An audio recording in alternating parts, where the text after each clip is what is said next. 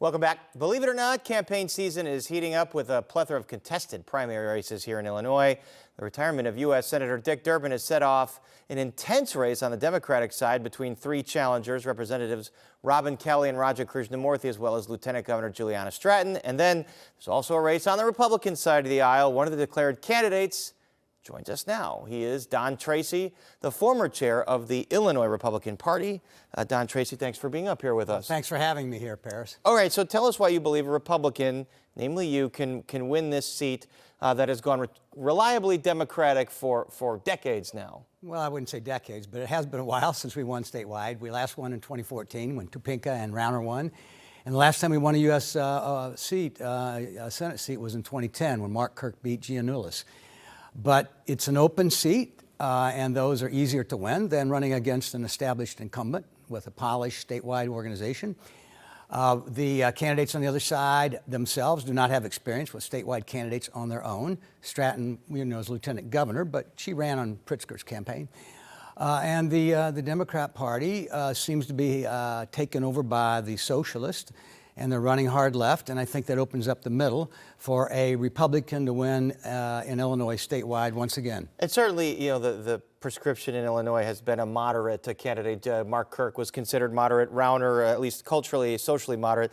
Let me ask you about some of the issues. The shutdown is now over, the federal shutdown. Did Republicans do the right thing in holding out for a clean spending bill without ACA subsidies? Absolutely. The Democrats abused the filibuster, and I support the filibuster. I think it's an important thing because it keeps us from having yo-yo government every time there's a change in control over the Senate and the Congress.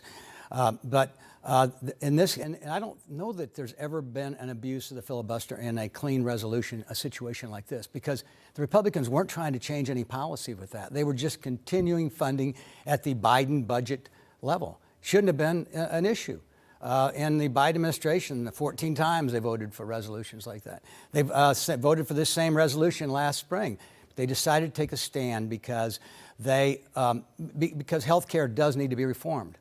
But reforming it while the government is shut down, or using the idea of trying to get something that you're afraid you can't get in negotiation to shut down the government, it's not the right strategy. So you're saying healthcare does need to be reformed, and these ACA subsidies are expiring, which means premiums will go way up for lots of people. Do you support extending the premiums, or is there another fix? That's just part of the problem.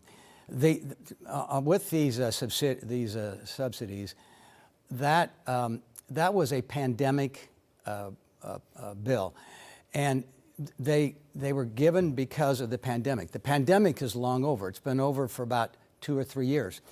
The real reason the Democrats wanted them to be extended beyond the sunset that was in the original bill is because Obamacare premiums have gone up 2 or 3 times, 200 or 300%. And they are using the subsidies to mask that the Affordable Care Act has not been affordable. It really should be called the Unaffordable Care Act because it's been so expensive. And these subsidies have masked that.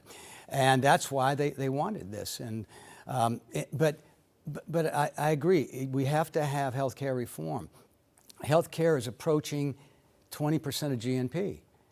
That's unsustainable. That will bankrupt the nation. It will bankrupt working families.